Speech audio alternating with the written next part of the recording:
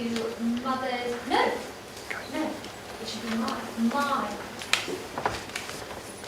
A day doesn't pass without us remembering the joy he brought to the certain household and his valour, bravery, and, yes, dedication to King and...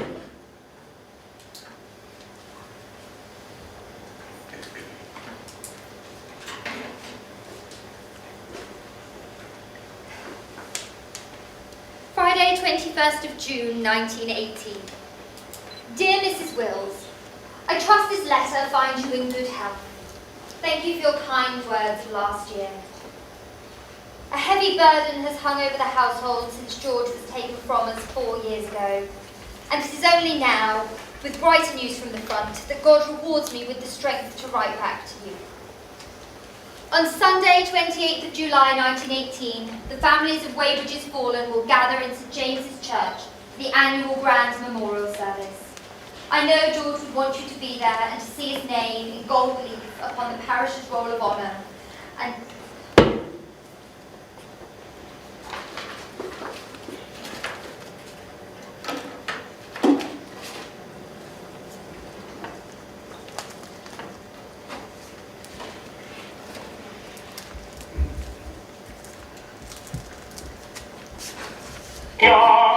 then what we all inquire. Don't we think of the 40 million sitting around the fire? Oh, it's a lovely war. Oh, be a soldier, eh? Oh, it's a shame to take the pay. wait in the parlour. George was my eldest brother, then was Gilbert. Is it the front? Oh, heavens no. Father secured him a role at the Admiralty, so-called Service of National Importance. Odd, they call it that. Surely there's no more important national service than confronting the enemy, wouldn't you agree? You'll meet him at the service. Father is out with Sid and Fred, my troublesome younger brothers, and Mother will be along presently. It's brighter than I remember. Oh, is that my George? Oh my. Oh, he looks smart. We're also very proud of George. Oh, look at me. Here.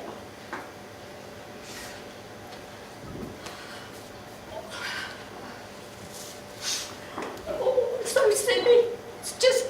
It's my little baby, you know. Please. Miss.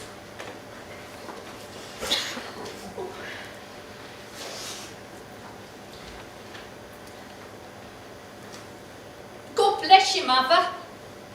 A true Christian woman, if ever there was one.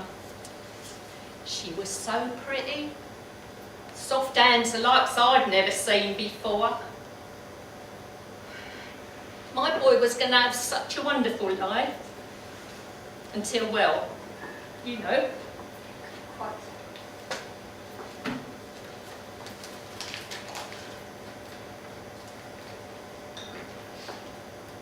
We're all so very proud of George. You joining us for the service. It's what he would want. Margaret, who are you talking to? We have a visitor. Please come. On a Sunday? Nothing's sacred anymore. Oh, if it's Mrs. Johnson from the Smokes for Soldiers Fund, tell her I'll happily donate her father. Oh my. You. Mother, this is Mrs. Wills. Mrs. I know who Mrs. Wills is. So wonderful to see you, man. Thank you so much. I beg your pardon? I was just telling your charming daughter here how thrilled I was to be invited to the memorial service with you. My goodness, woman. Whatever gave you that notion? Mother. You're not joining us for the service. Mother, I... But you invited me. Here. I did no such. Come to our house an hour before. Signed Mrs. Thomas Surtin. You. Impossible. Mother, I did it. I invited Mrs. Wills. What? Miss Surtin? George wanted her to be there, and with the Americans joining the war, I thought it might be your last chance to join us, and I knew you wouldn't do it, so I did. Mrs. Wills, I can only apologise on behalf of my daughter. She's clearly ill. A fever of the mind. Fetch my purse, Margaret. Then you must rest ahead of today's service. Mrs. Wills, I insist on reimbursing you the cost of your wasted journey. Well, I'm here now. And, so- of course, a little extra for goodwill and your discretion. My purse, Margaret. Mother, I implore you, I am quite well. Please don't send Mrs. Wills away. George wanted her to be there, and she must. Keep your money. I ain't come here just to go home again before I've been to the memorial service with you. I've too many regrets. I ain't adding another. There's me thinking you are a Christian woman, Mrs. Surtees. I am. Then don't rob me of my chance of joining you and them other mothers. Other mothers? Mrs. Wills, with the greatest of respect, you surrendered the right to call yourself a mother when you gave George to me. I fed him, clothed him, mopped his brow, set him on the path of righteousness, and I gave him a future.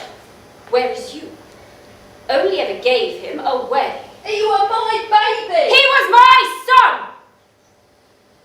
You say you want to remember George, but you never knew him. Stop, please. You know I couldn't do that. You know it weren't possible. But I did mean I didn't stop thinking about him. I prayed for him every night, asking God to keep him safe so that one day we might meet again. That's so very touching. Touchy? It were foolish. My son's body's been resting amongst the fishes at the bottom of the North Sea since the beginning of the war. Seems the whole of Surrey knew HMS Hawke had been torpedoed, except me. But I just kept on doing what I'd always done, praying for the health of the dead man. No, you mustn't say that. Psalm 94, the Lord is a God who avenges, don't I know it? And this, the way you're treating me now, is further punishment for my wrongdoing. It's all terribly tragic. You're wrong, Mrs. Wills.